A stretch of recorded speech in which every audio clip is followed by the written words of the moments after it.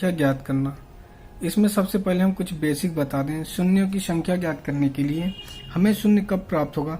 जब हम 5 में 2 से गुणा करेंगे तभी हमें शून्य प्राप्त होगा, या 2 में जब हम 5 से गुणा करेंगे तब हमें शून्य प्राप्त होगा। तो इसलिए शून्य प्राप्त करने के लिए 5 और 2 का होना बहुत ही जरूरी है, और यही 5 और 2 मिल करके शून्य का निर्माण करते हैं। तो आइए चलते हैं, पहला क्वेश्चन देखते हैं। एक सीरीज दिया हुआ है 1 2 3 4 5 6 ... 50 तक में शून्यों की संख्या क्या है? तो इसमें शून्यों की संख्या निकालने के लिए सबसे पहले क्या करेंगे, हम 50 को ऐसे लिखेंगे। उसके बाद जैसे एलसीएम निकालते हैं उसी तरीके से हम 5 से भाग देंगे 50 में। तो कितनी बार जाएगा? 5 10 में 50। फिर उसके बाद 5 से भाग देंगे तो 2 बार में जाएगा। तो यहाँ देखते हैं ये 2 जो है 5 से छोटा है, इसलिए यहाँ पर आकर हम स्टॉप हो जाएंगे। अब इसमें क्या करेंगे, इस पहले वाली को छोड़ देते हैं और बाकी जो बचे हैं उनको जोड़ लेते हैं। 10 और 2 कितना हो गया? 12। अब इसमें हम बोल सकते हैं शून्यों की संख्या कितनी हो गई? 12 हो गई। अब आते हैं दूसरे क्वेश्चन पर। एक सीरीज दी हुई है, क्रमागत सीरीज दी हुई है 1 2 3 4 5 6 7 ... 100 में शून्यों की संख्या है। तो सेम टू सेम जैसे हमने पहली क्वेश्चन किया उसी तरीके से दूसरा भी करेंगे। क्या करेंगे, 100 लिखेंगे। 100 में क्या करेंगे, 5 से भाग देंगे। कितनी बार जाएगा? 20 बार जाएगा। उसके बाद फिर 5 से भाग देंगे, 5 चौका 20। अब यहाँ पर आकर हम स्टॉप हो जाएंगे। क्यों स्टॉप हो जाएंगे? क्योंकि ये जो 4 है 5 से छोटा है, इसलिए इसमें शून्यों की संख्या ज्ञात करने के लिए हम क्या करेंगे, इस पहले वाले को छोड़ देंगे और बाकी जो शेष बचे इनको जोड़ लेते हैं। 20 और 4 कितना हो गया? 24 हो गया। अब इसमें हम बोल सकते हैं कि शून्यों की संख्या कितनी है? 24 है। इसी तरीके से अब हम तीसरे क्वेश्चन पर आते हैं। यहाँ पर हम देख रहे हैं एक सीरीज दिया हुआ है, सम संख्याओं का सीरीज दिया हुआ है 2 4 6 8 10 12 ... कहाँ तक? 100 तक। लेकिन हम यहाँ पे कुल संख्या 100 नहीं मानेंगे, क्योंकि इस 100 में क्या है, 50 संख्याएं सम हैं और 50 संख्याएं क्या हैं? विषम हैं।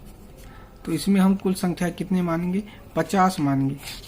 50 इसलिए मानेंगे क्योंकि ये एक सम संख्याएं हैं जो क्रमागत हैं, इसलिए 5 से हम भाग देंगे 50 में। 5 दाम में 50, 5 दूना 10। अब यहाँ पर स्टॉप हो जाएंगे क्योंकि ये 5 से छोटा है, इसलिए हम इसमें 50 को छोड़ देते हैं, पहले वाले को छोड़ देते हैं, जो बचता उनको जोड़ देते हैं। 10 और 2 12। अब इसमें शून्यों की संख्या कितनी हो जाएगी? 12 हो जाएगी। अब आते हैं चौथे क्वेश्चन पर। एक क्रमागत सीरीज दी हुई 1 2 3 4 5 6 7 8 ... कहाँ तक? 10 तक दिया है। तो इसमें क्या करेंगे, सेम प्रोसेस लगाएंगे। 10 में क्या करेंगे, 5 से भाग देंगे। कितनी बार गया? 2 बार गया। तो इस पहले वाले को हम क्या करते हैं, छोड़ देते हैं, जो बचता इसी को ऐड कर लेते हैं। तो इसमें शून्यों की संख्या कितनी हो जाएगी? शून्यों की संख्या बराबर 2 हो जाएगी। तो हमारा उत्तर क्या होगा? 2 होगा। अब आते हैं पांचवें क्वेश्चन पर। इसमें क्या है, संख्याएं तो क्रमागत हैं, लेकिन इनका क्या कर दिया, वर्ग कर दिया है।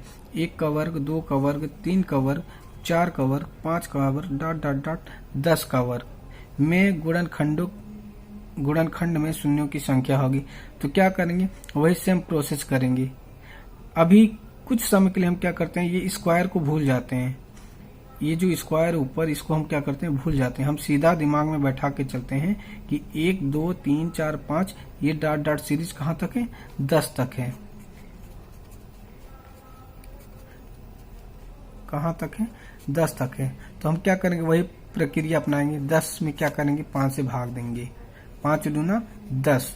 तो देखो, इस पहले वाले को हम क्या करते थे, अब तक छोड़ देते हैं और 2 को उतार लेते हैं। इसमें शून्यों की संख्या क्या हो जाएगी? 2 हो जाएगी। लेकिन क्या दिया है प्रश्न में, क्या कर दिया, ये स्क्वायर कर दिया है। स्क्वायर कर दिया, तो इसलिए क्या करेंगे, इसी 2 में हम क्या करेंगे, 2 का गुणा कर देंगे। तो ये हो जाएगा 2 दूना 4। तो इसमें शून्यों की संख्याएं कितनी हो जाएंगी? 4 हो जाएंगी।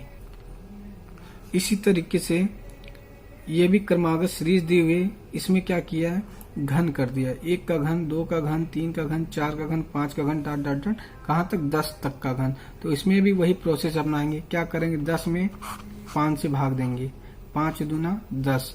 अब क्या करेंगे, पहले वाले को छोड़ देते हैं, बचा क्या 2। अब हम जानते हैं ये सीरीज पर 3 की घातें हैं, इसलिए इसमें क्या करेंगे, 2 में हम 3 का गुणा कर देंगे, 2 3 6। अब इसमें शून्यों की संख्या कितनी हो जाएगी, 6 हो जाएगी। अब आते हैं 7वें क्वेश्चन पर।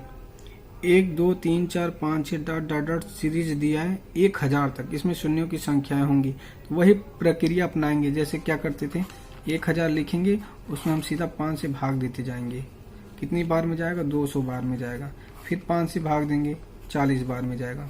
फिर 5 से भाग देंगे, 8 बार में जाएगा। फिर 5 से भाग देंगे तो 1 बार में जाएगा। अब हम यहाँ आकर के स्टॉप हो जाते हैं। क्यों हो जाते हैं, क्योंकि ये 5 से छोटा है। तो हम क्या करते हैं, इस पहले वाले को छोड़ देते हैं, बाकी को ऐड कर लेते हैं। 200 200 240 248 और 1 49। तो इनको ऐड कर लेते हैं, 240 8 और 1 बराबर कितना हो, 249। तो इसमें हम बोल सकते हैं शून्यों की संख्या कितनी हो जाएगी, 249। अब आते हैं हम अपने 8वें क्वेश्चन पर। दिया है 2 4 6 8 डॉट डॉट डॉट कहाँ तक, 1000 तक, इसमें शून्यों की संख्या होंगी। तो इसमें अब हमें शून्यों की संख्या निकालने के लिए क्या करना होगा, यहाँ पे देखिए क्रमागत सम संख्याओं का सीरीज दिया हुआ है। इसका मतलब क्या, इसमें क्या करेंगे, इसमें कुल संख्याएं 1000 नहीं मानेंगे। इस 1000 में क्या है, 500 सम संख्याएं हैं, तो 500 विषम संख्याएं हैं। इसलिए हम यहाँ पे कुल संख्याएं 500 मानेंगे। क्यों मानेंगे, क्योंकि यहाँ पे सम संख्याओं का सीरीज दिया हुआ है, 2 4 6 8 डॉट डॉट डॉट कहाँ तक, 100 तक। तो वही प्रोसेस अपनाएंगे। 500 में हम क्या करेंगे, 5 से भाग देते जाएंगे, 100 बार में जाएगा, फिर 5 से भाग देंगे, 20 बार में जाएगा, फिर 5 से भाग देंगे, 4 बार में जाएगा। यहाँ पर आकर के हम स्टॉप हो जाते हैं। अब हम क्या करेंगे, यहाँ ये पहले वाले को छोड़ देते हैं, बाकी जो बच रहे हैं 100 120 और 4, इन तीनों को जोड़ लेते हैं। टोटल कितना हो जाएगा, 124। तो यहाँ पे शून्यों की संख्याएं कितनी हो जाएंगी, 124। अब आते हैं हम अपने 9वें क्वेश्चन पर। इसमें शून्यों की संख्या निकालने के लिए क्या करेंगे, सबसे पहले हम यहाँ देखेंगे ये सीरीज 1 3 5 7 9 डॉट डॉट डॉट 99 है, यानी इसमें क्या है, एक विषम संख्याओं का सीरीज है। तो इसमें शून्यों की संख्या ज्ञात करने के लिए क्या करेंगे, हमने पहले ही बता दिया, शून्य हमें कब प्राप्त होगा, जब 5 और 2 मिलेंगे तभी हमें शून्य प्राप्त होता है, या 2 और 5 मिलते हैं तभी हमें शून्य प्राप्त होता है। लेकिन हम जानते हैं इसमें 2 क्या है, 2 एक सम संख्या है, 2 एक सम संख्या है।